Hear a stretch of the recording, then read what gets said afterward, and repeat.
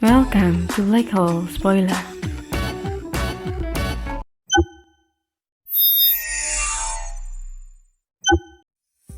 Bab 3. Sekte kuno dupa pembersihan. Tetua pertama, meskipun sangat tidak puas, masih berhasil mengeluarkan tanggapan. 3 hari kemudian, setelah menghormati leluhur, kau akan secara resmi menjadi murid utama sekte kami. Nichie masih duduk di sana dengan santai tanpa sedikit pun terkejut. Dia hanya tertawa terbahak-bahak. Aku menjadi murid utama harus menjamin 1 atau 2 senjata untuk keselamatan pribadiku, kan? Semua tetua terkejut melihat betapa nyamannya dia di bawah atmosfer yang berat ini. Anak lelaki itu baru berusia 13 tahun, tetapi sikapnya yang tenang menyerupai seorang tiran yang mendominasi satu bidang dengan segala sesuatu di bawah kendali mereka. Bagaimana mungkin seorang manusia seperti dia memiliki semangat yang begitu berani? Tetua pertama melirik Nichie dan menggelengkan kepalanya sambil mengatakan kepadanya, "Meskipun kami menerimamu sebagai murid utama, kami hanya bisa memberimu senjata biasa. Jika kau menginginkan harta yang luar biasa atau hukum merit Kaisar Abadi, kau harus berkontribusi pada sekte." Nichie hanya tersenyum. Tujuan sebenarnya adalah tongkat kayu hitam yang tergeletak di alas. Sambil mengalihkan pandangannya ke tongkat, Nichie menekan, "Baik, aku ingin tongkat kayu itu." Tongkat kayu itu? Tubuh ke-6 tetua bergetar karena terkejut. Tongkat itu hanya digunakan untuk mengumpulkan abu setelah upacara pembakaran untuk menghormati leluhur. Tongkat itu selalu berada di sana, dan tidak ada yang tertarik kepadanya. Para tetua berpikir bahwa Nichie akan meminta harta menggunakan status barunya, tetapi dia hanya menginginkan tongkat kayu. Ini permintaan yang di luar ekspektasi mereka. Nichie berbicara dengan sikap yang tidak terkendali. "Karena aku adalah murid utama, posisiku layak untuk dihormati. Tongkat itu memiliki kamar besar, dan ini adalah kamar agung leluhur dari seluruh sekte. Itu mewakili kekuatan sekte kuno dupa pembersihan.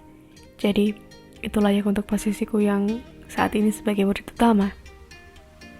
Setelah mendengar logika Nichie, ke-6 tetua saling memandang dengan mata yang terbuka lebar. Mereka berpikir dalam hati, bocah tolol ini dan iblis tua sialan itu pasti merencanakan sesuatu bersama. Seperti sebagaimana seekor lembu mencari lembu lain sementara seekor kuda akan menemukan kuda lain. "Baiklah, kami akan memberi tongkat ini kepadamu," kata tetua pertama dengan senang hati memberikan tongkat yang tidak berharga ini kepada Nichie. Itu berarti dia tidak perlu lagi mendengar ocehan Nichie yang tak henti-hentinya. Baginya, tongkat ini adalah tongkat kayu biasa yang dimaksudkan untuk memindahkan abu. Mereka mungkin juga memberikannya kepada Nichie. "Terima kasih banyak kepada tetua yang terhormat." Nichie sangat menantikan kata-kata itu. Sebelum kata-katanya selesai keluar dari mulutnya, tangannya sudah memegang tongkat. Tindakan ini di mata 6 tetua terlihat sangat naif. "Huairen, bawa dia ke tempat istirahatnya." Seorang tetua akhirnya menjadi tidak sabar dan menyuruh murid terdekat untuk mengirim Nichie pergi. Peristiwa ini telah sangat menekan 6 tetua. Seorang yang biasa saja menjadi murid utama dari sekte kuno dupa pembersihan. Bahkan jika sekte tersebut telah melewati masa kejayaannya, itu tidak cukup miskin untuk menerima pemborosan manusia sebagai murid utama. Dipimpin oleh muridnya, Nichie mendekati puncak yang sunyi. Di atasnya terletak sebuah villa kecil berukuran 36.000 meter persegi. Tampak jelas bahwa villa itu sudah lama ditinggalkan karena ilalang dan tanaman liar yang mengelilinginya.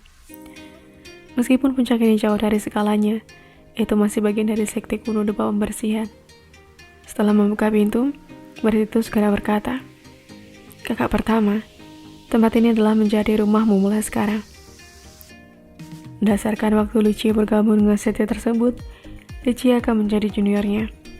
Namun, karena dia adalah murid utama, siapapun dalam generasi ketiga tidak peduli seberapa muda atau tua harus memanggilnya kakak pertama.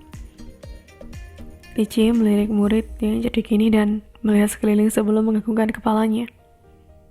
Puncaknya sangat jauh dari sekte. Ini adalah lokasi yang cocok. Murid itu dengan tersenyum berbicara, "Itu memiliki nama yang sangat cocok. Dia mengintip Li Jie beberapa kali sebelum melanjutkan. Kau akan menjadi penguasa puncak ini di masa depan. Yang benar adalah bahwa menurut aturan sekte, murid utama memiliki hak untuk hidup di puncak yang paling dekat dengan tanah leluhur. Sekte memiliki banyak puncak dan murid utama dapat memilih puncak manapun untuk dirinya sendiri. Namun sebagian besar puncak utama sekte ditempati. Selain itu, 6 tetua tidak senang dengan Li Jie, jadi Li Jie diasingkan ke tempat yang jauh ini, jauh dari puncak utama. Puncak utama yang terletak di dekat tanah leluhur mengandung esensi duniawi yang lebih tebal daripada pegunungan luar dan puncak yang lebih rendah. Li Jie secara alami menyatakan, tempat ini akan baik-baik saja. Dia bukan orang yang kecil yang akan menganggap penting hal-hal sepele seperti itu.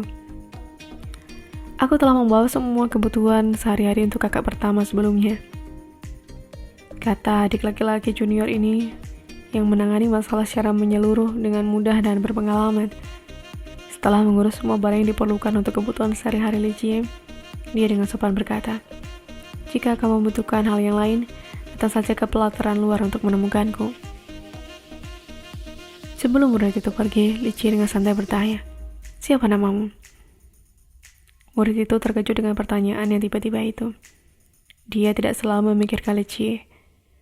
Bakatnya kurang, sampai-sampai dia bahkan tidak akan diterima sebagai murid biasa. Tindakan Li Jie sebelumnya di ruangan itu menyebabkan orang lain merasa bahwa dia bodoh. Namun Li Jie saat ini yang tenang dan alami membuat murid ini merasa bingung di dalam. Dia tidak tahu apakah Li Jie gila atau apakah dia telah memikirkan semua sebelumnya. Murid ini dengan cepat mendapatkan kembali akalnya dan menjawab Li Jie, "Kakak pertama, namaku adalah Nan Huairen. Aku adalah penjaga pelataran luar." "Namaku Li Jie," kata Li Jie dengan lembut sambil mengangguk. Dalam sejuta tahun terakhir, orang-orang yang mengetahui asal-usul dan nama aslinya dapat dihitung dengan jari. Setelah kepergian Nan Huairen, Li Jie tidak bisa duduk diam. Dia mulai membersihkan halaman dan merapikan seluruh gedung. Setelah menyelesaikan tugas dengan standar yang dapat diterima, gunung yang sepi itu lebih menyerupai rumah sekarang. Li Jie melakukan semuanya dengan sistematis dan rapi, pelan tapi pasti. Jika ada orang yang lewat secara tidak sengaja menyaksikan tindakan pembersihannya, mereka tidak akan percaya bahwa dia baru berusia 13 tahun. Langit telah menjadi gelap pada saat tugas yang membosankan itu selesai.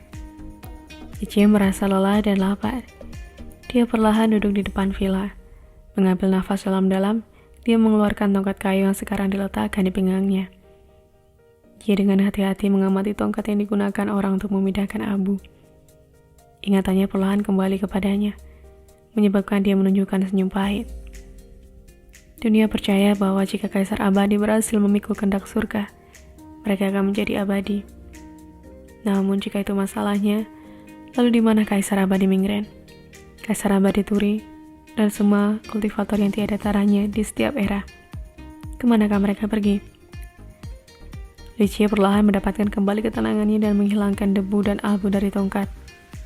Akhirnya mengungkapkan bentuk aslinya. Ini adalah tongkat yang berukuran 1 meter. Bahkan setelah disiram api selama ribuan tahun, dia tetap mempertahankan bentuk aslinya tanpa cacat. Namun di mata orang lain, ini hanyalah tongkat kayu biasa tanpa sifat magis. Li Jie berbisik dengan lembut menyikat tongkat kayu itu. Tongkat penghukum ular. Dengan tongkat kayu di tangannya, ingatannya menyebabkan dia merasakan emosi yang tidak dapat dijelaskan.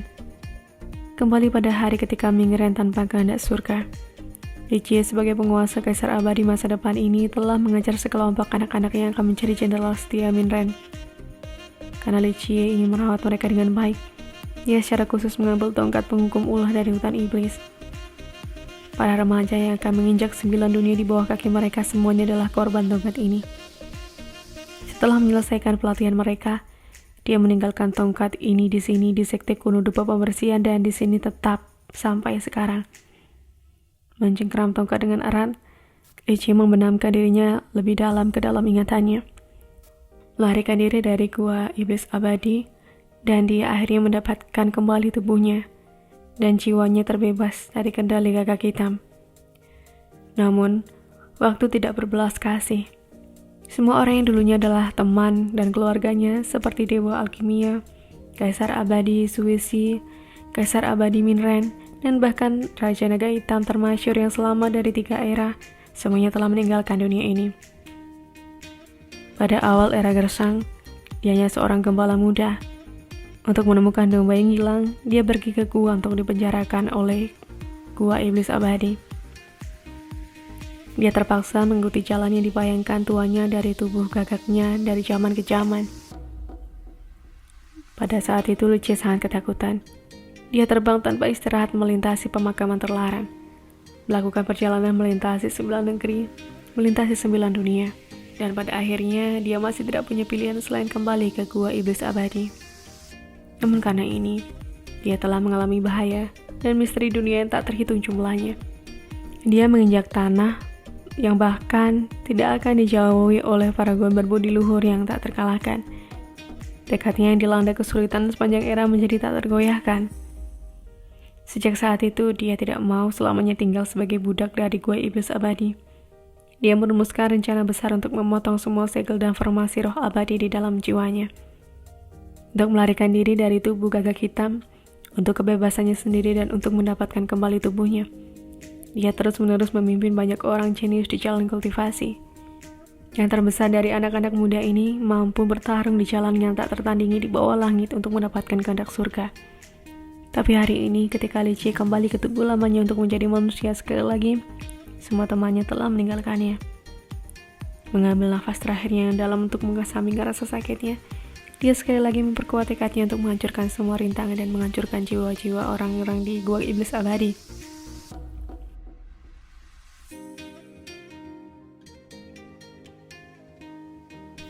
Sekian dulu untuk episode kali ini. Jika kalian suka dengan Emperor Domination, jangan lupa untuk subscribe channel ini dan tunggu kelanjutan ceritanya hanya di Black Hole Spoiler.